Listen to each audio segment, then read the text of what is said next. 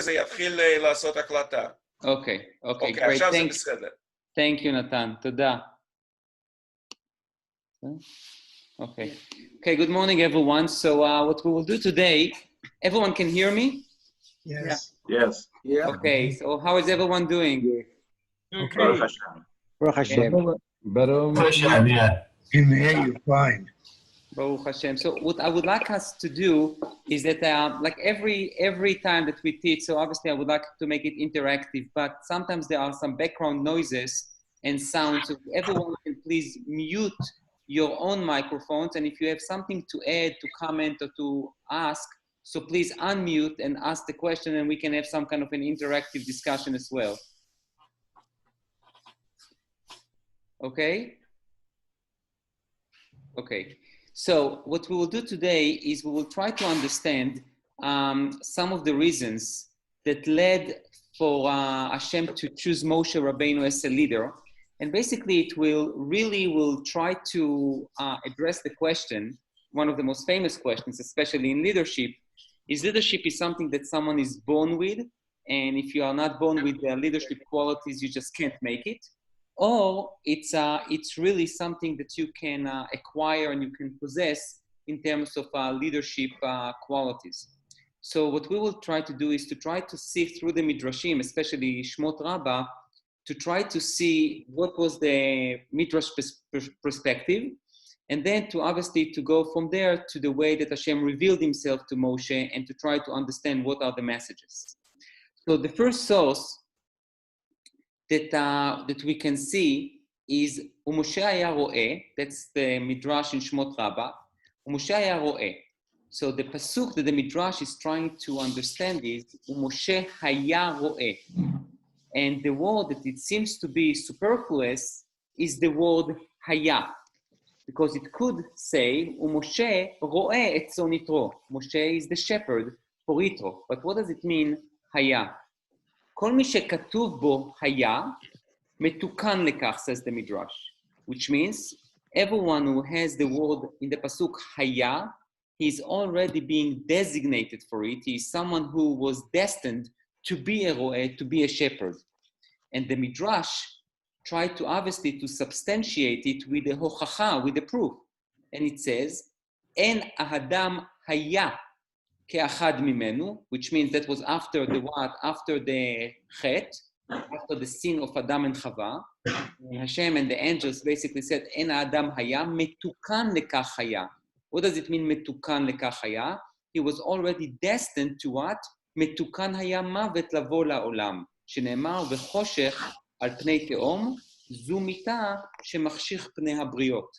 Which means when it says about the Nachash, about Adam and Chava, and Adam haya ke'achad mimenu, that he became like one of us, so to speak. So the Midrash says, Adam HaRishon was destined to bring death to the world. So the word haya means not only that he was, it's not only just a descriptive word that try to describe to us the profession or other things, but rather it's more of a destiny. And then, ve'anachash haya arum, which means what? And the serpent was deceiving or cunning. It's also metukan lepur'anut haya. He was destined to be the evil person, the evil figure in the Tanakh, and therefore later on he will be punished. Benoach ktiv bo haya. Metukan haya legeula. Also with Noach, ish tzadik haya. It's not only that he was, but he was destined to be a person that will bring redemption. Yosef ktiv bo haya. And also Yosef has the word haya. Yosef haya yefe toar v'yefe mareh. And then also he was metukan leparnasa. He was destined for what? For sustenance. Umordechai lehatzala. Where it says, we just read it, Umordechai איש יהודי היה בשושן ושמו מרדכי. Also, he was destined for salvation להצלה, ומשה לגאולה. And Moshe היה רואה, so Moshe, it means what? He was destined to be a shepherd, and he was destined to be what? To be the redeemer. מתחילת בריאתן נתקנו לכך. So he was destined what? From his birth to be the leader and to be the shepherd. So if we stop here for just a second, obviously we see something very interesting. we see that the first midrash talks about what? Talks about the idea of being a leader from the get-go, from birth, basically. Moshe was destined to be a shepherd. Then he was obviously destined to be the shepherd for the Jewish people. Now, if we stop here, and now you can unmute for a few minutes and we can have a little bit of a discussion. What do you think this midrash talks about in terms of Moshe's election, to be elected as the leader? Is that nature or nurture? Nature. Please introduce yourself so we can see each other. Phil, this is nature. It's nature. It's preordained. Okay, Phil says nature. Why? Because Hashem set it up so that he first was a ro'eh, and then ultimately he was a ro'eh for Bnei Israel, for Okay. Geulah. Very good. So Moshe basically was born as a leader, and then probably he just had to develop his qualities, but not more than that. But he had to become a leader in order to what? In order to continue to lead the Jewish people. So this midrash, by the way, does not talk only about Moshe. He also talks about other leaders like Moshe, like Yosef, like Mordechai, and even leaders for not necessarily positive things like the Nachash or even Adam HaRishon, that some people are in a way destined to something, and then they continue to lead their lives in the way they were destined to. So that was the first midrash. I'm going to again share the screen, and we're going to see the second midrash. So the second midrash says, Af Moshe lo second source. Do you see do you see the sign here? Af Moshe? Yeah. Yeah. Af Moshe lo bachano ela batzon. Also Moshe was tested with the flock. Amru Raboteinu. And this is one of the most famous midrashim. כשהיה משה רואה צאן של יתרו במדבר, when Moshe was shepherding Yitro's flock to the desert, ברח ממנו גדי אחד. One little lamb ran away from him, עד שהגיע לחסות. כיוון שהגיע לחסות, נזדמנה לו בריכה של מים ועמד הגדי לשתות. So this little lamb ran away from Moshe Rabbeinu, and he went to the little well and started drinking. כיוון שהגיע משה אצלו, so when Moshe was chasing him, and then when he realized that he was thirsty, אמר לו, which is obviously a very interesting midrash, obviously Moshe didn't talk to the lamb, אני לא הייתי יודע שרץ היית מפני שעייף אתה. I didn't know that you ran away because you were tired, or I would even add, and thirsty. So what did he do? ירכיבו על כתפו, so Moshe put this little lamb on his shoulders, והיה מהלך, and he went back to the flock. אמר לו הקדוש ברוך הוא, יש לך רחמים לנהוג צונו של בשר ודם, you have mercy and compassion to lead the flock of Yitro, חייך אתה תראה צוני, you're going to want to be the shepherd of my flock. אוי, ומשה היה רואה. So, first and foremost, this midrash does not talk only about being a leader from birth. However, it talks about a test that Moshe had to pass in order to what? To be the leader. And the test was what? The test was rachamim, compassion. It's very interesting. It's not about qualities such as charisma, intellect, financial abilities. It talks about what? It talks about rachamim. It talks about compassion. The first thing that a leader has to have is compassion. One of the very famous quotes from Reb Chaim Brisk, who was definitely a scholar and was the one to develop the new idea of how to learn Gemara. He says that one of the most important things for rabbis, if not the most important thing for a rabbi, is to have rachamim, is to have chesed and rachamim. So we see in this midrash, we see an unbelievable thing. The most important thing for leadership is yesh lecha rachamim. You have compassion. So that's the first thing. The second thing, in terms of the focus that we need to have on the midrash, is that this midrash focus on another word in the pasuk. The first midrash talks about haya, the word haya, and the midrash understood that haya means what? Destined to be something. This midrash talks more about what? About the word ro'eh. Ro'eh. Very good. Thank you, Rav Yonah. Ro'eh, which means why do we need to know that he was a shepherd? How does that help me to know anything about Moshe's leadership? And therefore, this midrash says that the ro'eh, the profession that Moshe had at that time, gave him, in a way, the opportunity to prove himself as a good leader. Moshe did not know he's going to be the leader of a nation. He just wanted to be the best shepherd he can be for the flock. And the best way to be the best leader for the flock was to have rachamim, to have compassion. And Hashem basically took it and did copy-paste. And he says, Ata tir'etzoni, you're going to what? To lead my flock. So now I will ask you, what do you think? Is this midrash talks about nature or nurture, or both? Hi, it's Mayor and Jeff. Hey, how are you? Thank God we're here. Yeah. Please wave.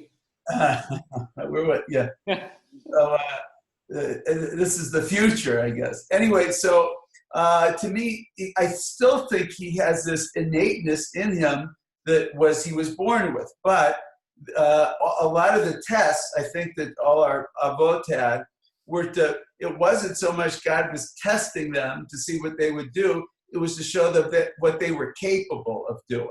So that's how I view that. So I think it's still more nature, but you need to be able to see somehow in yourself what you're capable of, and that's what Hashem was telling him. Since you showed this rachamim, which he was born with innately, there's more you can do. Okay, so in a way, what Jeff is suggesting, that this midrash talks really about some kind of an integration of both nature and nurture, meaning people are born with some great qualities, but they need to be tested in A, to prove to themselves that they can take their potential out, and B, sometimes they need to be tested for the supreme leader, really from Hashem himself, to prove, quote unquote, to him and to others that they are capable. So this midrash, even though it's the same midrash in terms of Shmot Rabbah, it talks about a different perspective in Moshe's leadership. If the first one talks about only Meyuad Lekach, was destined for it, meaning all nature, this midrash talks about some kind of an integration of both nature, but you need to be tested in order to really bring out your potential to mi'akoach lapoal, as we say in Hebrew, from the potential to what? To the reality. Don't you think there's also a requirement that there has to be something in the environment that encourages the manifestation of that compassion? Just 1 second. Okay, yes, I think so. I think in a way, maybe we can even make it an internal integration. We can say because Moshe was a shepherd and because he had something from nature, he was destined to be the leader, he was put in a position and an environment that he can be tested and prove himself, which can be that in a way, if Hashem gave you the qualities, he will put you, I mean, we can talk obviously about Bchira Chofshit, which obviously it's a theological discussion, it's not for this shiur, but it definitely can bring up the idea that if someone was born with some specific qualities, in a way he will find himself or herself in a situation where he or she will need to bring this potential out and to try to what? To prove themselves to be worthy of what they were destined before. Shai, couldn't you also say that it's not so much a test Who's as it was talking? Hashem? This is Phil speaking. Hey, Phil.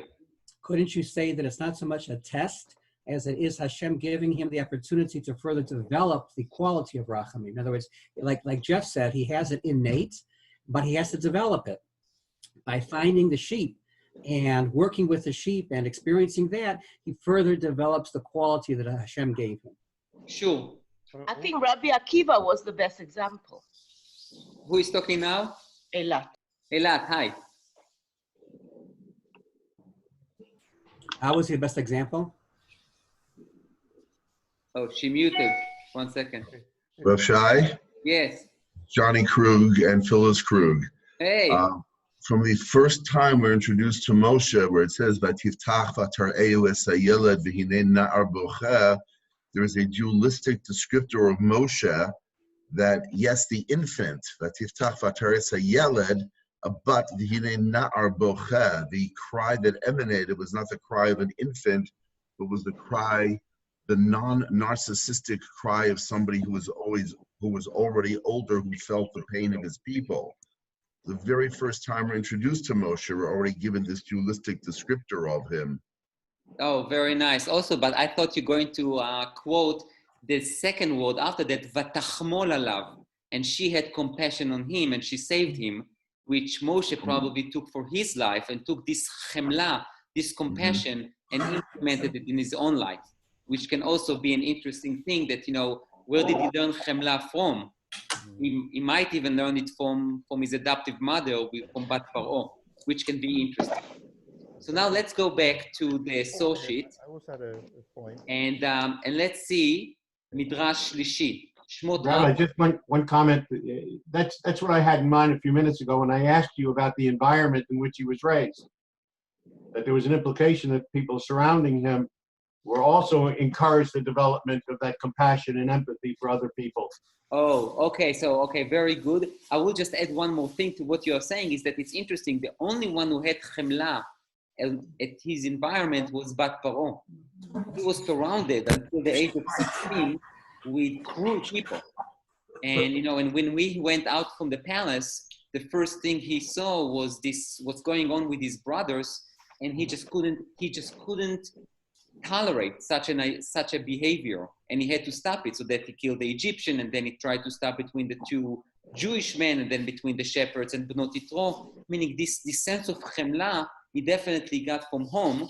And when I'm saying home, it's more Bat Paro, not Paro himself, definitely, and to some extent not even his parents, because he was not with them. Hi, good morning. It's Liora. Hey, Liora. Hey, Boker Tov. That just as we're saying this, it makes me think about the fact that Miriam was a personality who was a take action and a consideration of the whole kahal, so that maybe also provides us with an element of support to the nature, that there's something genetic, maybe. Interesting. So you are saying that when, interesting. So Moshe in a way was born. Oh, okay, so you're going back to the nature, that Moshe had it in his nature, and then it was developed. He perhaps even knew about the fact that Paro's daughter saved him and had tremendous compassion on him, and he himself developed it even more until he was tested with the flock, and then he was elected as the leader. Can you hear me? That the family prototypes present us with the thing to suggest that there's nature maybe there also. Okay. By the way, his mother was his mother was his nursemaid, right? Miriam went and got his mother, Yocheved, and so Yocheved was nursing him. So she was in his life for some period. Right, but probably only until the age of 2. And that's foundational. That's pretty foundational. Okay. And who was speaking? I couldn't hear. Oh, that was Barbara Kessel. Hi. Hey. Okay, everyone can hear me, by the way? Yes. Okay. Everyone wait for one second? Yes. Okay. Can you hear me? Okay. It's Paul here. I was thinking maybe also that it is from nature, and then we're learning about the characteristics that he had. Later on, we find out that he's an Annav. We find that he's caring, has rachamim. Is this also the same thing? He has a speech impediment which doesn't affect his ability to lead. And also the things that other people were saying. I don't think it's developing later on. I think it's the Torah is telling us what the characteristics of leadership are. So you would like to say that everything was quote unquote in him, and then the Midrash, and based on what the Torah says, try to explore one attribute after another. Right, exactly. Okay. That's also a possibility, but let's go now back to the Midrash. And let's see the third Midrash. So the Midrash says, Shmot Rabbah, Davar Acher, Hu Moshe Haya Ro'eh, Hadahu Dichtiv, that's what it says, Kol Imrat Eloka Tzrufa, מגן הוא לכל החוסים בו. This is a pasuk from Mishlei, pasuk from Proverbs, that it says that the entirety of God's words is tzaruf, which means it's purified and it's clear, and Hashem is a shield for everyone who trusts in him. So then the Midrash says, אין הקדוש ברוך הוא נותן גדולה לאדם, עד שבדקו בדבר קטן, ואחר כך מעלהו לגדולה. Hashem will never give greatness and a great position to a person until he is being tested, even in a small thing, and only after that God elevates him for greatness. והרי לך שני גדולי הדור, and here you can find two great leaders, שבדקן, that Hashem tested them, ונמצאו נאמנים והביאן לגדולה. And Hashem tested them, and they were found to be trustworthy, and Hashem brought them to greatness. בדק לדוד בצאן, he tested David with a flock, ולא נהגם אלא במדבר, כדי להרחיקן מן הגזל. David took the flock to where? To the desert, in order to distance them from the גזל.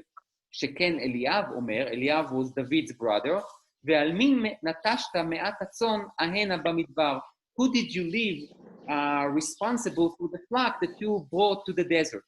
מלמד, שהיה דוד מקיים דבר המשנה, it teaches us that David was fulfilling what the Mishnah says. Obviously, the Mishnah was not around in the time of David, but just the idea.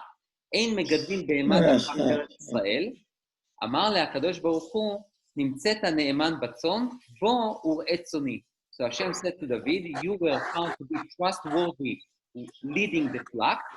Come and be the shepherd for my flock, meaning for my nation. שנאמר, מאחר עלות אביאו לראות ביעקב עמו. That Hashem brought David from shepherding his flock to be the shepherd of the Jewish people. וכן במשה הוא אומר, וינהג את הצאן אחר המדבר, להוציאו מן הגזל. To what? To bring him to the desert in order to distance himself from the gezel, from stealing. ולקחו הקדוש ברוך הוא לראות את ישראל, and Hashem took him to be the shepherd of the Jewish nation, שנאמר, נחית כצאן עמך ביד משה ואהרון. Okay, so this midrash, first and foremost, I would like to ask you, this midrash, what was the word in the pasuk that the midrash was focusing on? אחר המדבר by Moshe. אחר המדבר, very good. Yona, thank you. אחר המדבר, this is totally superfluous. Why do I care where Moshe took the flock? If he took them to the city, or maybe he was in quarantine, right? Who cares that he took him to the desert? So the focus of this midrash is unlike what we said before, that the focus was on Haya or on Ro'eh. This midrash talks about Achar HaMidbar. Why do I need to know that? So, why do I need to know that? So the midrash talks about what? The idea of distancing yourself, not social distancing, but distancing yourself from what? From Gezel. That's why David and Moshe, and who else in Tanakh, according to the midrash, distance himself from the Gezel? Abraham. Very good. Ro'ei Abraham. Exactly. He took them to the desert in order not to be trapped with someone else's property. So therefore, according to this midrash, why was Moshe chosen to be the leader of the Jewish people? It's because of his personal choice, his Yirat Shamayim, his behavior that he developed, not because he was born with it, but because of the way he behaved. Very good. That's exactly what this midrash says. This midrash, number 3, totally contradicts number 1. When you look at that from the pshat is that the first midrash talked about Moshe was destined to be the leader. Number 3 said Moshe was a shepherd like everyone else, but he did something that no one else did, which was every other shepherd took the flock to the most convenient place, and they didn't care even if they will have a little bit of gzela. Moshe Rabbeinu did not want it. He was a Yerei Shamayim, he was Naki Chapayim, he was not corrupt, and obviously he took the flock to a place that was very challenging, because to find in the desert a place where the flock can find enough food is challenging. It's much easier to go to the city and to find some kind of grass or whatever the flock will eat. But Moshe chose the difficult way, in order to distance himself from Gezel. By the way, give me another proof, another hochacha, that Moshe really distanced himself, really give me two, that Moshe really distanced himself from any, even from any suspicious of taking public money without permission. When he gave the talk at the end of his life about lo chamor echad lakachti lo nasati dechad mehem, all that. Very good, Mark. Thank you. So one in Parashat Korach, where he says to Korach, go ahead. I didn't take even one donkey when I came from Mitzrayim, when I came from Midian to Mitzrayim to save you. Very good. That's the first one. Where is the second one? Gives an accounting. I think this is the first one when he gives an accounting of the Mishkan, of the money collected for the Mishkan, of the things that are collected for the Mishkan. Okay, so I already read Shnai Mikra Echad Targum, and he knows that the end of Parshat Kudei, Moshe gives an accounting for everything he took, and even the Midrash talks about the idea that he didn't know what happened with a small amount of money, and then he remembered that was Vavim La'amudim, which means Moshe was so careful to be so clean and to be so clear and to be so pure in terms of public funds.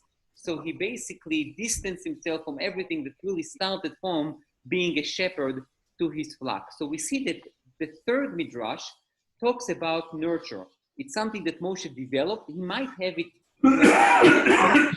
with someone who didn't want to be involved too much with public funds, but the fact that he was willing to take this extra mile, this extra step, and to distance himself from Gezel and to do something that it's more difficult was obviously something that proved that he was supposed to. By the way, just as a side note, if someone can please there are some. Can you hear me? Yes. Somebody has to mute. Rabbi, I think you can mute everybody. And then if Right. somebody needs to, they can unmute. I can mute everybody. That's correct. That would be a great thing to do. Yeah. Maybe I should take it to shul Yeah. when we open up. Can you imagine that I can unmute everyone in tefillah? Wow. Would you like it? Okay, so we will go back to the source sheet to number 4. Okay. וינהג את הצאן אחר המדבר. למה היה רודף למדבר? Why did Moshe go to the midbar? What was there that he found there so attractive to go to the midbar? So the Midrash says, לפי שראה שישראל נתעלו מן המדבר. He had some kind of a vision or a prophetic vision that Am Israel is going to be elevated from the midbar, from the desert, שנאמר, מי זאת עולה מן המדבר? המן, the manna and the slav, והבאר, the well, והמשכן and the tabernacle, והשכינה, והכהונה, והמלכות, וענני הכבוד. So, this midrash first talks about in the beginning of the midrash, also achar hamidbar. Achar means not only after, but achar hamidbar meaning like chasing the midbar, like achar advarim haele, something that he saw that will come after the midbar. Achar, not to the desert, but rather after the desert. That's how the midrash plays with the word achar hamidbar, which means Moshe, it's not necessarily that he really went to the midbar itself, but rather he was what? He was going to the place that he saw in his prophetic vision that the Jewish people will emerge or will be elevated from the midbar. So now this is something very interesting. This midrash now talks about something that really happened in the future. Moshe היה רואה את הצאן אחר המדבר. Moshe, quote unquote, will be the leader that will take the Jewish people into the desert. And a desert, by definition, is a place of desolation. It's a place where it's really empty. There is nothing that can grow there. But Moshe saw the potential where not so much in him, he saw the potential in the people. So now we are talking about a leader that has one of the most important things that we need for a leader. This midrash does not talk about compassion. This midrash does not talk about להרחיק עצמו מן הגזל. This midrash talks about what? Vision. A leader must see a vision. If a leader has a vision, he can see the raw potential in his people and he can elevate them. He can see a dark place and bring light. The most important thing according to this midrash is that Moshe took the tzon achar hamidbar. He understood the Jewish people now are not exactly the best people. They have slave mentality. They are not ready. They need to go through a lot of afflictions. They need to go through a lot of tribulations in order to prove themselves. But he saw the desert might be even the best place for them to grow and to bring the most precious gifts to the Jewish people. The Shekhinah, the Mishkan, the Man, the Slav, all those miracles, day-to-day miracles, and also future things for our Kedusha, he saw that in the people. I see that there are three participants who raised their hand. So please unmute, and if you have a question, please ask. Isn't that the Chacham rather than the Navi? Because Ezer hu Chacham, haroeh et hanolad. Yes, so in Moshe, you really have both. Moshe was obviously a Chacham, but at the same time, Moshe was also the ultimate Navi. So he saw both. He saw something with a prophetic vision, but prophetic vision is wonderful, but if you don't know how to quote-unquote walk the crowd and how to identify qualities and good attributes in people and to develop it within them, you can have a prophetic vision, but you will not know how to do it. Yes? Rabbi, if he had this prophetic vision, my name's Jack, why was he so reluctant and hesitant when Hashem first spoke to him? Very good question. I just want to say that the Midrash does not work according to chronological order.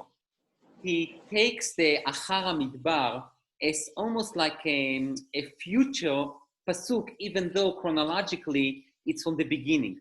Meaning everything that the Midrash refers to happened much later in the time of the desert. If you talk about the building of the tabernacle, was obviously a year after the Jewish people went out from Mitzrayim and all sorts of things. So the Midrash takes the liberty in terms of interpretation and takes things that happen in the future and bring them to something that didn't really even happen yet. So that's why. Someone else raise his hand? Yes, Rashai, Paul. Hey, how are you? I'm fine. It still doesn't conclusively prove that it wasn't from birth. Again, we're seeing characteristics during his lifetime, and you're trying to say that this was self-taught after he became a leader and learning it from the Midrash. But I'm not sure that's conclusive from the Midrash. We're seeing events in his life. Can you repeat your question? I couldn't hear it. Your original question was whether it was a leadership from birth, a nature or nurture. That was your question. And I'm not sure we're getting conclusive evidence from the Midrashim, because we're seeing events that occurred in his lifetime, and again, we're showing his characteristics. Okay. So you are basically causing me to jump a little bit to the conclusion of the shiur. So maybe I will just say it now, just in a really short way, and then we will develop it a little bit later. I think that the question of nature or nurture that is still being discussed in the 21st century will continue to be discussed until the day of Mashiach.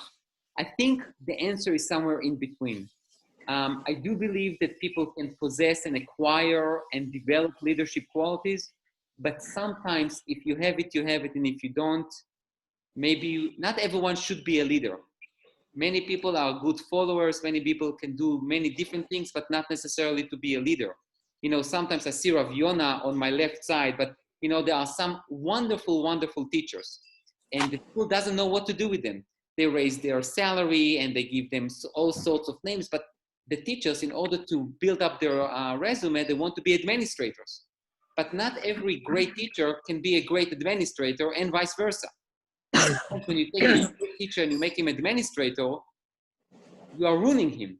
So someone can be very good in one thing, but does not mean he can be wonderful in a different thing. Rav Yonah can be both, but the idea is that what we have is that sometimes everyone wants to be a leader, but with leadership comes responsibility, and tremendous responsibility.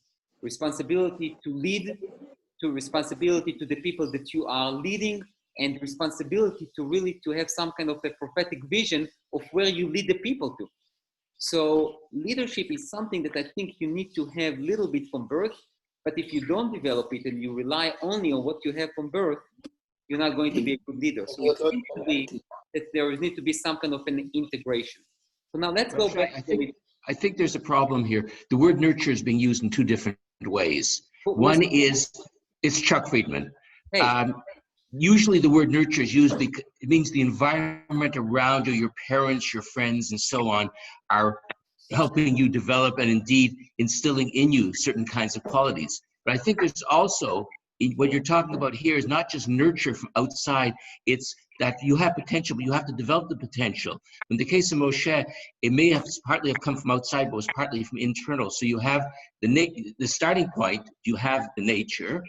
Do you have outsiders helping you nurture, like your parents? And also, do you develop yourself in some ways which may or may not have anything to do with the environment around you? So if I will ask you to point out all the components that you think that the leader needs, what would you say? Oh, that's a very difficult question. But in this case, I think what we're looking at, though, in terms of how Moshe developed, that we're attributing some of it to Bat Paro, perhaps some of it to Miriam, but we're also saying he himself, without having outside influences, had certain things which developed that nature that he had within him in Rachamim. For example, picking up the sheep. Now, that's not something he learned from nurture, from watching other people. It's something he developed. So he took what was implicit in him, was innate in him initially, and developed it over time so as to develop the characteristics of a leader. Okay, interesting. Very good. I think, by the way, also, there is, you know what, I'll ask you a question. What is one of the most obvious attributes or traits that Moshe had, and the Torah mentioned it 3 times, and the Midrash is totally oblivious to it? And injustice. The what? He can't tolerate injustice. Very good. In the Torah, also modesty, 3 times. Humility was something that he did not tolerate, and the Midrashim totally oblivious to it. They talk about compassion, they talk about Leotzi atzmo min hagezer, they talk about prophetic vision or just a vision and developing potential, but they don't talk about justice, which we will maybe go back to it. So now let's go back to the Midrash, and then we'll continue on the discussion. I don't know what I did. 1 second. Okay, 1 second. Oh, here we go. Okay, so then it says, Davar acher, meaning another interpretation, Vayinhag et hatzon achar hamidbar. Amar Rabbi Yoshua, Amar le'akadosh baruch hu leMoshe, Ata atid le'alot Israel. You are going to want to be the one to la'alot, to basically take Israel out from Mitzrayim. Bizchut mi, in whose merit? Bizchut Avraham shediber imo ben habetarim. Because of Avraham that Hashem spoke to him in the covenant between the towns. Ve'ein midbar ela dibur sheneemar u'midbarech na'aveh.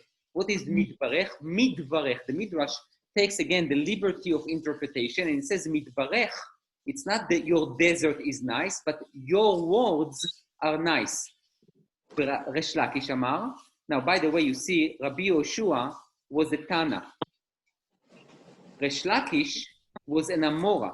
So you see that the Midrash in Shmot Rabbah, who probably was composed, at least the first part of Shmot Rabbah was composed somewhere in the 5th or 6th century, he brings Resh Lakish as well, which is obviously, he never saw Rabbi Yehoshua. וריש לקיש אמר לו הקדוש ברוך הוא למשה, סימן זה לך, this is a sign for you. במדבר אתה מניחן, ומן המדבר אתה עתיד להחזירן לעתיד לבוא. שנאמר, לכן אנוכי מפתיע והלכתיה במדבר. So now this midrash, this part of the midrash brings a tremendous amount of insight to Moshe's leadership and to Moshe's relationship with Hashem. Let's stop sharing here. Okay, the first idea of Rabbi Yehoshua is that Achar HaMidbar is really, how should you read it? Look at the manipulation of the pasuk. Achar HaDibur, not after the desert or to the desert, like what we saw at the beginning, but Achar HaMedaber, meaning after the one that Hashem spoke with him, which means Avraham Avinu, because the first time that the enslavement, the Shi'abud Mitzrayim was mentioned was in the time of Avraham Bebrit Bein HaBetarim, which means what? Which means an interesting thing. Why was Moshe chosen according to this midrash? We don't know. He was chosen. Probably Hashem saw something in him that maybe Moshe developed much later on. But, or maybe because Moshe was maybe one of the only Jews who was not enslaved. Because most Jews, or all Jews, were enslaved, leave alone the Midrashim that talks about Shevet Levi. But let's talk about a Jew who was not under the thumb of Paro. It was probably not even a Jew, a Hebrew. It was only Moshe. All the other Jews were somehow enslaved under Paro. So perhaps that was the reason why Moshe was chosen, because he was just the only one who was available. Everyone was basically enslaved. And the reason for him to be the leader was Achar HaMidbar.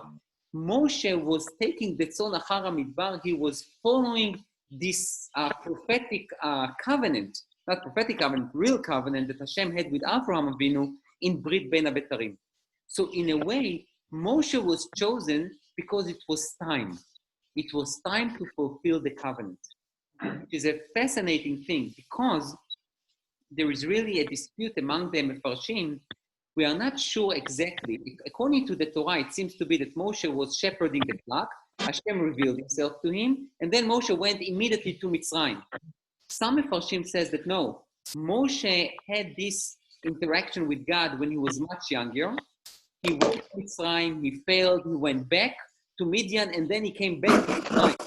So we are not exactly sure about the order, but we definitely understand that Moshe here is being chosen not because he was destined to be a leader, just because Hashem saw something in him, or maybe Hashem just saw him available and picked on him and told him, hey, you go ahead and be my agent to fulfill the covenant between the parts. That's what Rabbi Yehoshua said, which was definitely not nature. It's not even, I'm not sure if it's even nurture. It's something that Hashem picked on Moshe and told him, you're going to be my shaliach, you're going to be my agent. Now, Resh Lakish said something totally different. Resh Lakish, if we go back to what Resh Lakish says that why did he go to the desert? Because the desert was the place that Hashem knew that he is going to basically place the Jewish people, which, by the way, it's not such a positive description. What does it mean? What do you think it means, Bamidbar ata manichan? What does that mean? That's where you're going to leave them? Yes, which means what? When? Die. Very good. And what's the pasuk? Bamidbar yamutu vesham yitamu. That's immediately after Chet HaMeraglim. The desert, the milah midbar is being mentioned, and there is some kind of an emphasis on the word bamidbar.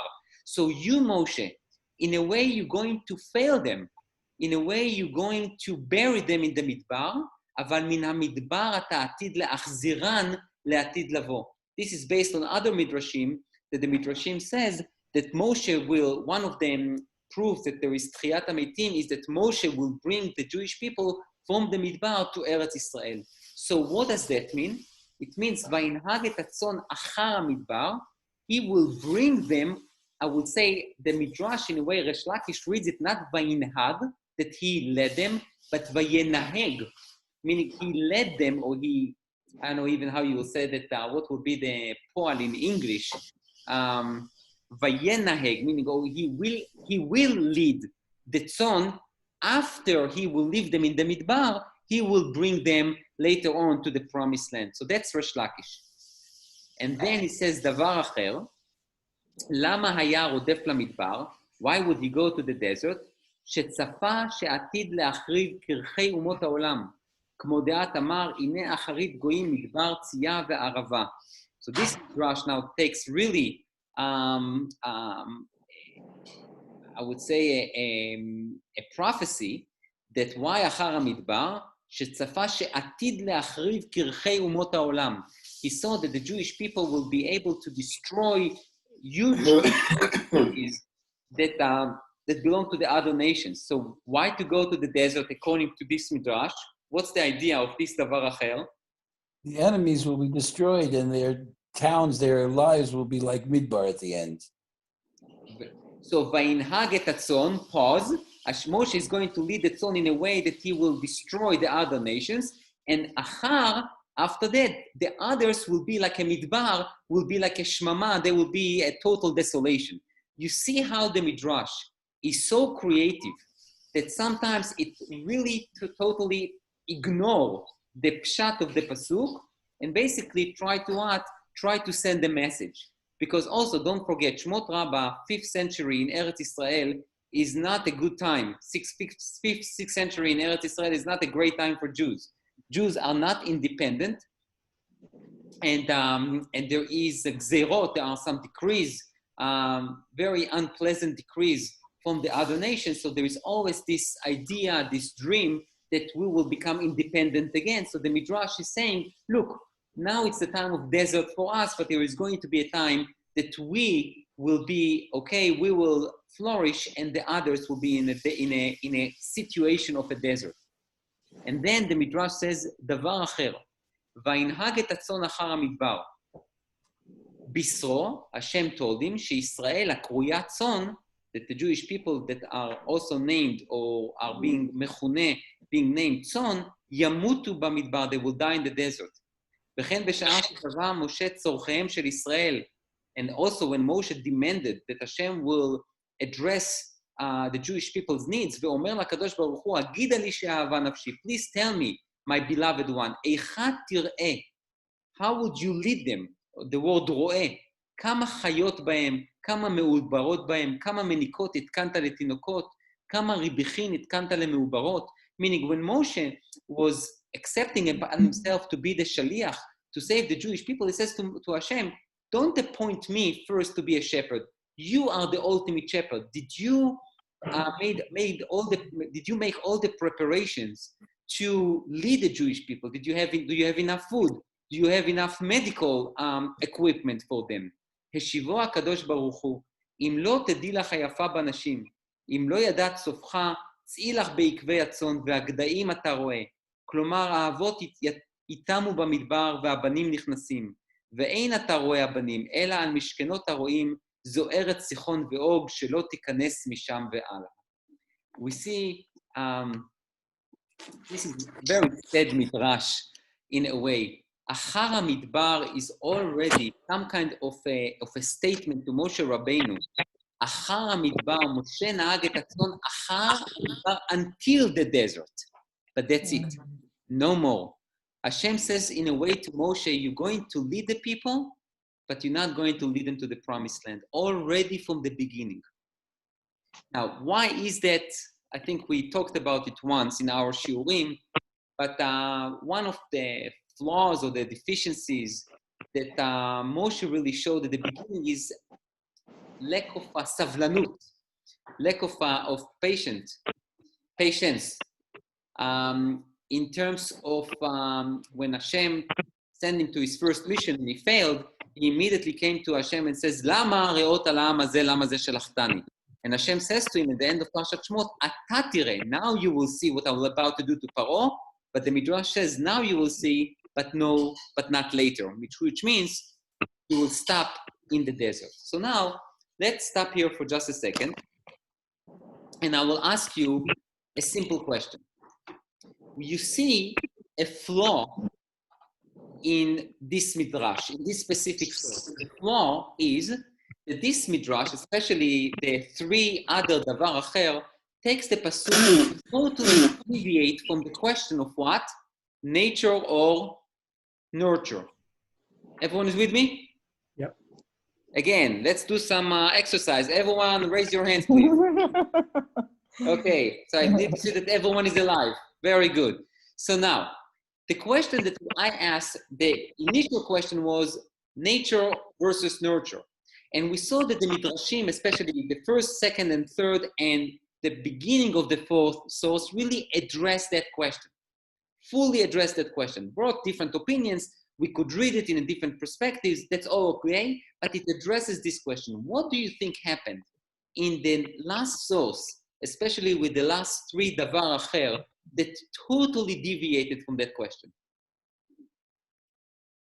Is my question clear? Can you hear me? Yes, Phil. Hello. Hi. It seems to me, depending when it was written, whether it's prospective for the future or a summary of the past. The sad one that you, Moshe, will not make it is written by somebody who knew that he did not make it. It's not a prophecy, it's a lament in a sense. And on that basis, we're talking about Moshe's life. He did what he had to do based on how he was raised. And afterwards, you have to be a chacham and say, but Hashem told you in the desert that you're going to only make it to the desert, you're not going to enter. That was not a prophecy. That was a report, Nebuch, many years later. Okay. So you're basically, this is like a paraphrasa historic, as we say in Hebrew. Meaning you know something that happened, and then you have some kind of lamentation on what happened to him. Yeah. Okay. And very sad and very honest, because Moshe never fulfilled his personal desire to make it into Eretz Israel. He did not lead the Jews into Eretz Israel. He had a very hard life in many respects. Right. Okay, so I think you are right. I will add one more thing, and that's how I would like to conclude really this. I hope it was very interactive show with, what is that, 91 participants, I think. Okay, so I would like to suggest to you that the last three parts of the fourth midrash did not deviate, but rather gave us the true meaning of leadership. I would like to say that the last three parts that talked about the fact that Moshe couldn't bring the Jewish people into the land of Israel, and basically they died in the desert, and you can look at that as Moshe failed in his leadership. Moshe failed in his mission. I would like to suggest that leadership is not necessarily being tested by the end goal, which means was the mission fully was fully accomplished. There is also a ta'alich. There is also a process. I think that shows the greatness that Moshe had, which means if I am right in my theory that Moshe in a way already perhaps even knew he is not going to bring the Jewish people to Eretz Israel, he should do one of two things. He should quit. If I don't get it, I should quit. Or alternatively, not be a great leader, not to pray for the Jewish people after Chet HaEgel and after Chet HaMeraglim, and not to do everything he did to the extent of Im Ayin, Mecheni na misifrecha asher katavta. He was willing to die for the Jewish people.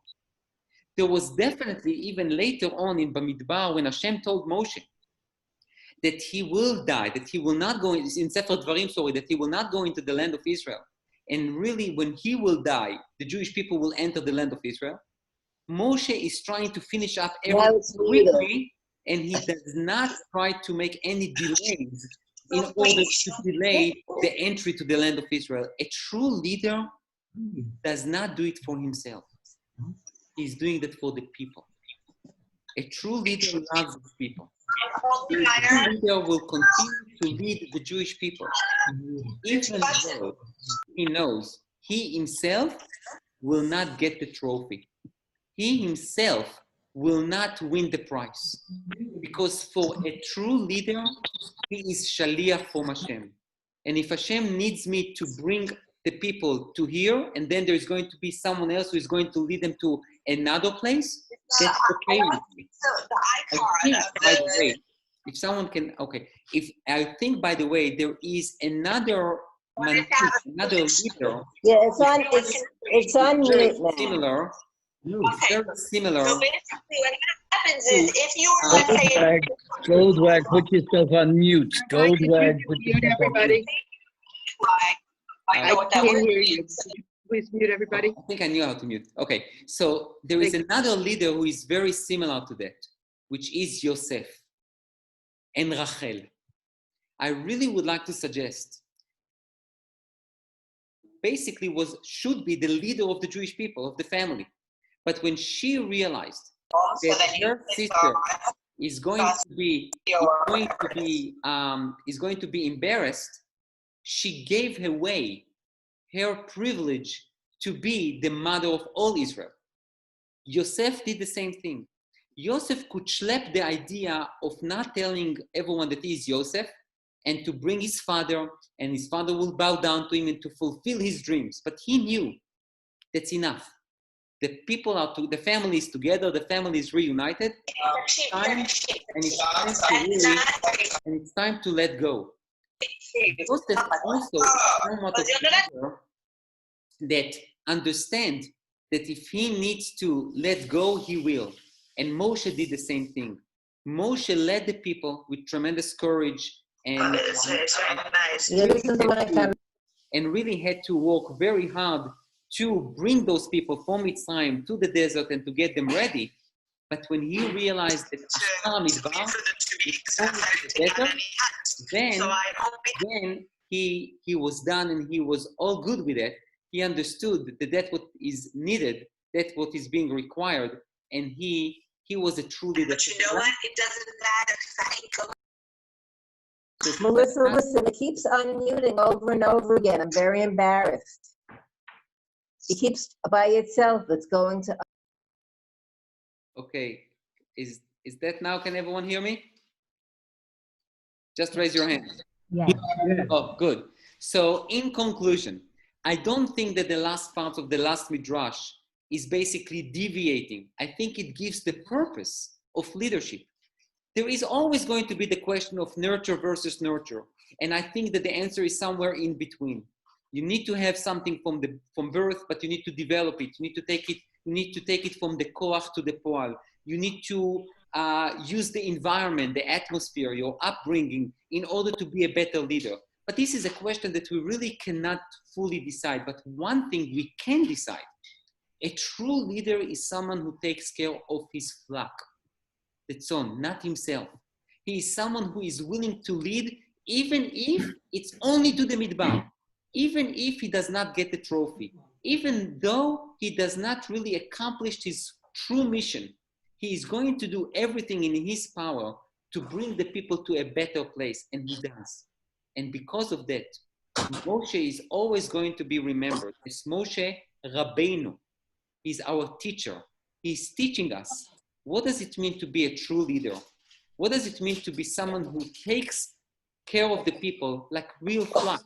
With chemla, with compassion, marchik atzmo min hagezel, distance himself from things that he should not be too close to, with justice, with the desire for justice, and with true meaning of humility. So I would like to wish you all, everyone, have a wonderful and a healthy day. And I know it's a little hard, it's challenging times for all of us, but we should, Be'ezrat Hashem, all know and hope for better days. They are going to be here. בעזרת השם, עברנו את פרעה, נעבור גם את זה בעזרת השם. Please listen to the instructions of the Ministry of Health. It's not the time to be tzaddik, it's time to be chacham. Those are really times that we need to follow the instructions and to keep ourselves healthy and to continue to learn Torah, to daven, to say Tehillim, to help each other, to reach out to each other, to spread kindness and light. And Be'ezrat Hashem, soon, I don't know when, but soon, we will be able to regather in the Beit Midrash and to learn be'emet, panim el panim. להתראות to everyone. Thank you very much. Thank you. Thank you.